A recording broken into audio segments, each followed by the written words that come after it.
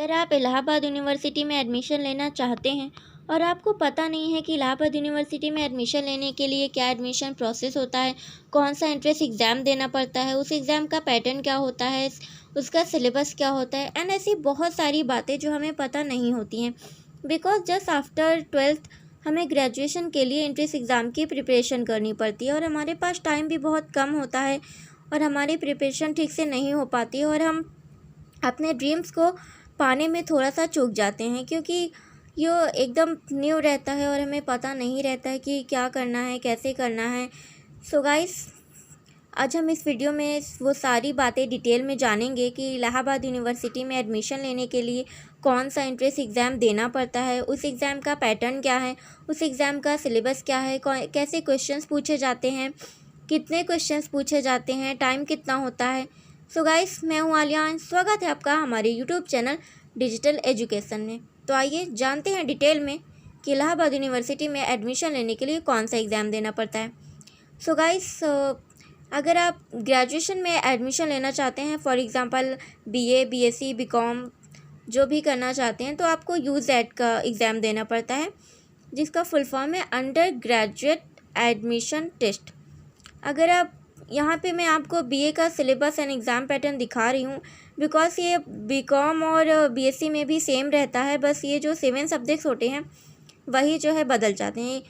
Because जैसे अगर आप बीकॉम में होंगे तो आपका ये 7 जो सब्जेक्ट है वो बदल जाएगा, और अगर आप बीएससी में हैं तो साइंस और टेक्नोलॉजी ये सारी चीज़ें हो जाएगी। सो आइए जानते हैं, हम पहले बीए का जानते हैं।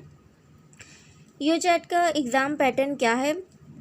सो पहला है इंग्लिश और Hindi language and literature, select any one. इससे 25 क्वेश्चन पूछे जाते हैं एंड 50 मार्क्स होता है। इंग्लिश और हिंदी लैंग्वेज में से आपको एक लैंग्वेज चूज़ करनी पड़ती है। वहाँ पे जब आप एग्ज़ाम देने जाएंगे तो ये आपको वहीं चूज़ करना होता है, पहले से चूज़ नहीं करना होता है। और इसमें 25 क्वेश्चन पूछे जाते हैं एंड 50 मार्क्स का ये होता है। फिर उसके बाद आता है जनरल अवेयरनेस, इससे भी 25 क्वेश्चंस पूछे जाते हैं, ये भी 50 मार्क्स का होता है। इसके बाद जनरल मेंटल एबिलिटी टेस्ट होता है, इससे भी 25 क्वेश्चन पूछे जाते हैं, 50 मार्क्स का होता है। इसके बाद आपका आता है subject test, choose any 3 subject for 7 subjects.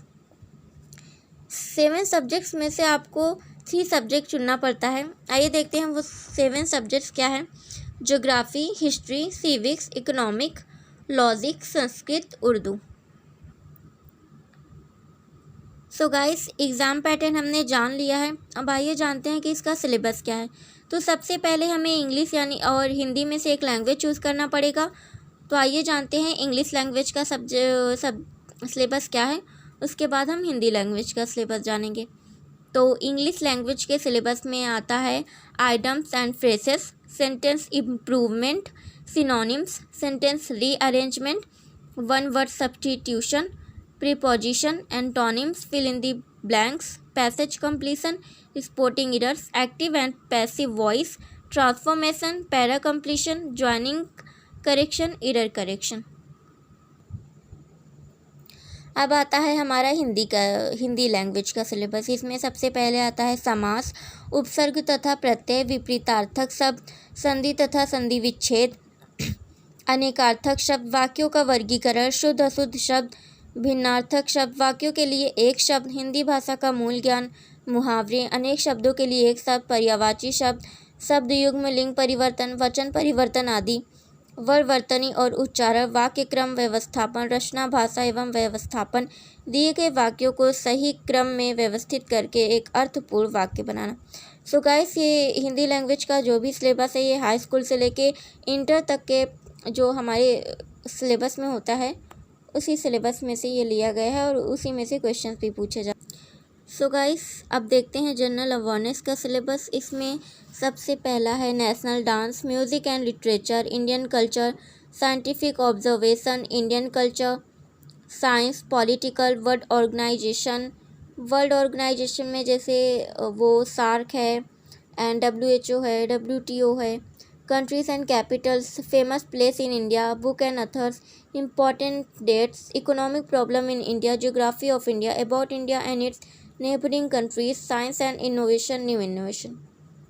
And guys, जो 7 सब्जेक्ट्स होते हैं उसमें से जो क्वेश्चंस पूछे जाते हैं वो 12th स्टैंडर्ड्स के होते हैं। उसमें से 3 सब्जेक्ट आपको चूज़ करना पड़ता है। फॉर एग्ज़ाम्पल आपने सिविक्स, हिस्ट्री, ज्योग्राफी चूज़ किया है तो उसके लिए आप 12th स्टैंडर्ड से अपनी तैयारी कर सकते हैं, उसी में से क्वेश्चंस पूछे जाते हैं। मैंने आपको बताया सारी चीज़ों का सिलेबस, लेकिन जनरल मेंटल एबिलिटी टेस्ट अभी बचा है।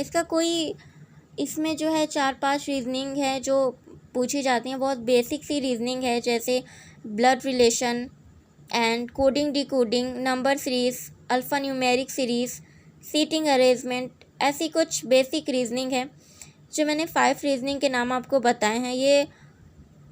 ये पूछी ही जाती हैं हर हाल में, इन पर ही ज़्यादा क्वेश्चंस आते हैं।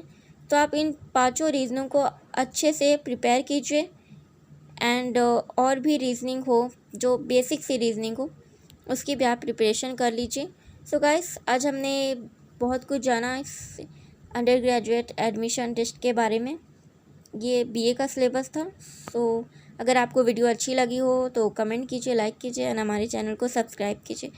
सपने आपने देखे हैं लेकिन हम आपके सपनों को पूरा कराएंगे। यानी अगर आप इलाहाबाद यूनिवर्सिटी में एडमिशन लेना चाहते हैं और आप पढ़ने में वीक हैं या फिर आप आपकी प्रिपरेशन अच्छी नहीं है, कुछ भी अच्छा नहीं है, तो मैं आपकी प्रिपरेशन कराऊंगी। आप हमारे चैनल को सब्सक्राइब कीजिए, मैं इससे जुड़ी सारी इन्फॉर्मेशन आपको दूंगी एंड जो सिलेबस में मैंने आपको सारी चीज़ें बताई हैं उन पर भी मैं अलग अलग से वीडियो बनाऊंगी ताकि आप अच्छे से अपने एंट्रेंस एग्ज़ाम की प्रिपरेशन कर सकें एंड अपने ड्रीम को हासिल कर सकें। तो गाइस, आई होप ये वीडियो आपको अच्छे से समझ आई होगी। Thank you so much.